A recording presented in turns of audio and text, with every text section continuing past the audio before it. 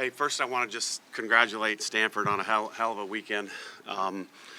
Just a complete team, and the young lady, you got to tip your cap to her. She was great for 14 innings against us. And, you know, when you look back, and I think it was 16 straight super regionals that we've been in. And, you know, we've gone through Washington, we've gone through Stanford, we've gone through Arizona State, we've gone through Cal, you name it, Pac-12. And they're the first one to come in and do it. So they earned it. And, you know, shoot, I hope they do well the next round, and I know they will. But also want to just say thanks to everybody at Alabama and you guys for being here all weekend. You guys have been great. And, you know, we had a bunch of new people on our staff at the beginning of the year, including David Nieder, who's game day management, and he just did a great job all year long, including running the regional. So kudos to them. And I think probably the last thing is at the beginning of the year, when we have our first team meeting, you know, one of the first things I say is the sooner you realize it's not all about you, the better off in life you're going to be. And then the second thing is, you know, there's 297 Division I softball teams. Only one gets to raise the trophy at the end of the year.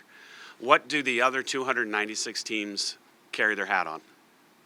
If it's just about winning and losing, that emotion's going to last for 4 hours. Seriously. We win a big game, 4 hours later, we're saying, what do you want to go eat? If you lose, almost the same thing. So we're playing for something bigger than ourselves here. And the relationships of everybody involved in the program, their teammates, their coaches, even you guys, that's something that we can treasure for a lifetime. And that's what I'm trying to teach these young ladies.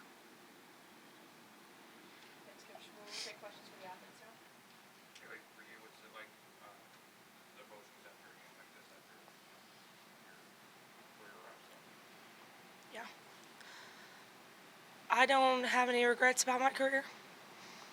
I gave my whole heart to this program, and I wasn't able to put together, I guess, the best season this last year, and you know, it is what it is. But I promise you, I gave my heart, and you know, it is what it is. It's more than winning and losing to me. It's the girls and the coaches and just being set for life and knowing that I can do anything and I can accomplish anything and find joy in the midst of it, because there's been hard times here. I mean, this is a hard time. But, you know, the joy is having people around you that love you for more than what you're able to do on the field. And I know that I'm leaving with not just the 20 sisters on this team, but the sisters I've had on previous teams, and just joining an amazing alumni. I can't thank Murph enough for letting me come here. It's been the joy of a lifetime, and I gave it all I had. Kaylee, what would be your message to the returning girls coming back for next year? You know, what would be, you know, a lot of them are going to be seniors next year. What would be your message to them? I think my same message would be Murph's message is just like, when it's not all about you, and when you can come out of, you know, your performance and just that insecurity, that's when you start to live and you start to be free. And the sooner you can do that, the better, because once you get to that side of it where you're confident in your ability to perform, and whether you do or not is neither here nor there, you know, it's all about just the experiences and the people that you have along the way. And if you're so wrapped up in the game, you just miss that. And so I wish I would have learned that a little bit earlier, but you can wish this and wish that. But, you know, I hope that they learn that soon so that you can not miss out on amazing relationships and moments, because there's moments in games that you can miss if you're just tunnel vision. So I hope that they live it to the fullest. They're amazing, and I know that they're going to continue to be amazing. For both KJ and Kaylee, y'all both had hits in that beginning of game one off water. So kind of take us through those at-bats, and then were y'all hoping that would give you momentum on her in the second game, and then kind of what kind of changed seeing her again in game two? Okay. Well, in game two, she started throwing the changeup more, obviously, so it was a little bit different of an approach. And I mean, kudos to them, kudos to her, the pitching coach, for keeping us off balance and finding a way to win in the second game. But I've always believed in my ability to compete. So when there's runners on base, that's when I love to be up. And in that inning, I felt like there was an opportunity to change the game, and I wanted to do that. And so that was really the approach, not really the pitch. It just changed the game. For me, I saw mostly change-ups. Like everything that was a strike was a change-up. I spent the whole, first 5 innings of the game just watching what right-handed hitters got, making a plan based on that. I knew she was going to throw some change-ups to me, especially after my at-bat yesterday. I knew I was probably going to see some change-ups. So after I got the second strike on me, I, just had a wide stance, and I was thinking, sit change, adjust to fast, because I know I can get my hands to it. So, basically I just, I feel like we're really good on the bench with having a plan, and, when you get up there, so you're prepared. We'll take one more for the ladies. Thank you, guys. Thank y'all so much. Appreciate it.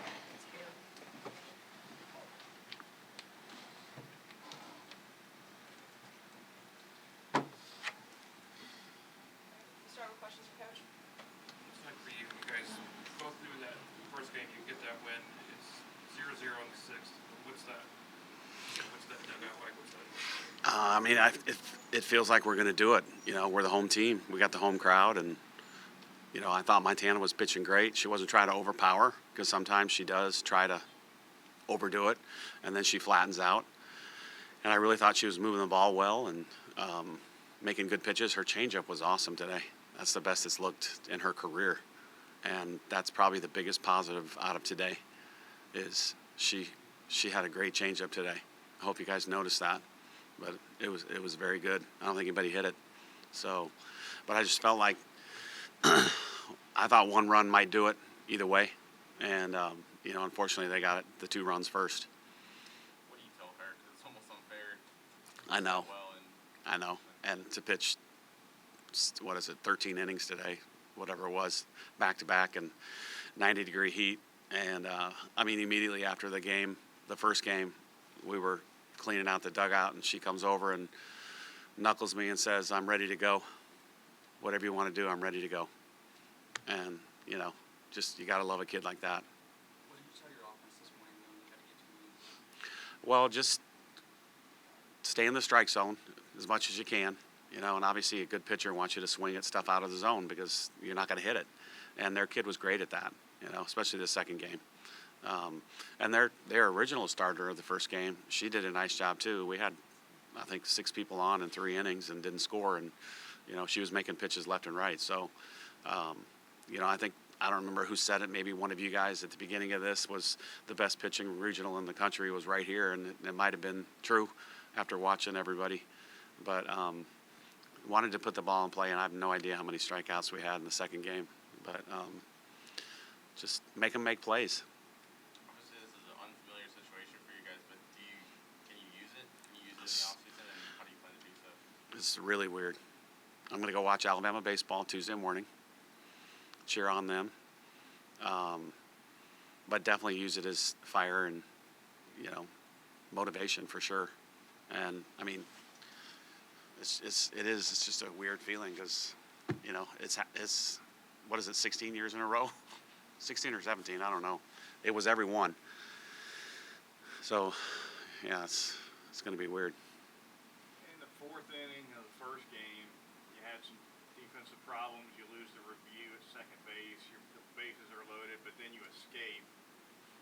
What kind of a momentum shifter or builder was that sequence to get out of that? It was awesome. I'm trying to remember after the review of the girl at second. There's an error that loaded them. Okay. It's all running together. Yeah. Just for her to get out of it, and us, period. Because, again, in a game like this, you hope to be the one that scores first. Absolutely. And obviously we got that done, but a big pinch hit by Haney and some really good at-bats that 6th inning. Because when they brought her in, I felt like, okay, they thought they were getting to Montana. Let's bring her in, pitch 2 innings, score a run, that's it. And then she didn't get out of the inning. So I really was pretty confident about the second game because I figured they'd start her again. But she did. Her changeup was deadly in the second game. I mean, I don't remember one not being called a strike. That's difficult to do. Sort of like the last month of the season. In the past, you've used the expression "too many socks in the floor." Yes, top drawer. Would that describe your offense in the Yes. last 30 days? Absolutely. And, What do you think it was? Was it just all mental? well, I mean, if you guys have played, you guys know baseball, softball. It is a mental game. It's a game of failure to begin with. So in softball, if you fail 6 out of 10, you're an All-American. In Major League Baseball, if you fail 7 out of 10, you're in the Hall of Fame. What you do in the times that you fail, not the times that you get a hit, that's what makes you a Hall of Famer. And, you know, this is a very difficult time in anybody's life. And then you put on softball and, you know, trying to get a hit and, you know, whatever. It is a difficult thing. It is. And you try to do everything possible. You think of pat on the back. You think of, you know, anything and everything, just to try to help them out of it. And it stinks because I feel helpless as a coach, as a person, because you know, it comes to a point where you say, I don't know what else to do for, and it's very helpless. And you just pray that they get a duck fart or a seeing eye single or something to get them out of it, you know? I know you obviously have not had a lot of time to reflect yet, but what are kind of some of your biggest takeaways from the season, and then with, you know, such a big chunk of these people coming back next year, what's kind of your message? Well, we have one senior, and you know, I was looking at the lineup the other day, and it was either 6 or 7 brand new in the lineup, like hitters, because we lost a lot, obviously. Bailey, Alyssa, Mac. I mean, you could go on and on and on. But they all got a bunch of time, bunch of playing time. Jenna Lord, like today, that was prime time. Jenna Lord getting the hit in the last inning. She's done that 5 times this year. I mean, she's a gamer. And then to have Abby do it as a pinch hitter. But I thought our team defense was the best it's been in years. The pitching staff, up and down, was good. You know, and I think our hitters are going to get better as they get older because they have to experience the crud to look through the good stuff. And I think this is probably the year. But I'm excited about the future because we got a bunch of people coming back. And we have 3 really good freshmen coming, if I can mention them. Our first North Dakotan, Abby Dusher, and her last name is about this many letters. 3-sport stud from North Dakota. Probably the second best athlete in that state other than Darren Erstad. And catcher, utility, Marley Giles from in-state. And then outfielder, throws right, hits left, fast, with some pop, Larissa Pruitt from Hartselle. So it's a small class, but since we only lost 1, I didn't need a bunch. And this was our first Zoom recruited class, those 3. And just great kids, great athletes, and great families. So I'm looking forward to having them be here. Sorry, how big is it to have both Montana and Lexi come back next Oh, season? and it's huge. And even Jalen Salty, because they both got good time this year. And I think both of them improved a lot. Obviously, Salter, you know, having to be at a red shirt from last year, I think that's helping her. So she got to see a bunch of really good hitters this year. Stanford coach mentioned that Montana was reaching 72 velocity-wise at the end of the second game. What did you see from her stamina-wise at that point? She's just a beast. I mean, you know, you know the story from a couple years ago, but the type of kid she is. My office in the Coliseum, I look straight down, I see the sidewalk to the weight room. And it was a non-weight day, and Montana's walking in front of the sidewalk. Whenever I see one of my players, I text them and say, what are you doing? And good morning. And the message that morning was, I want to throw 70 at the end of the game, not just in the first, second, and third inning. And she was going to make a plan with Michelle, our strength coach, to make sure she could do that. And Monica Abbott to me is the bionic woman of women's softball. She's 36 years old and still throwing 70 and playing professional in Japan. And I think Montana reminds me a lot of her. I don't know how they do it, but bionic woman for sure. What were your words to her when she actually Just- did leave the team? I was just really proud of her. I mean, she gave it her all, and you guys can tell that. Never complains about anything, and she probably had some stuff she wanted to complain about, but she doesn't. So, she's a great athlete. Thanks, Coach. Hey, thanks a lot, you guys.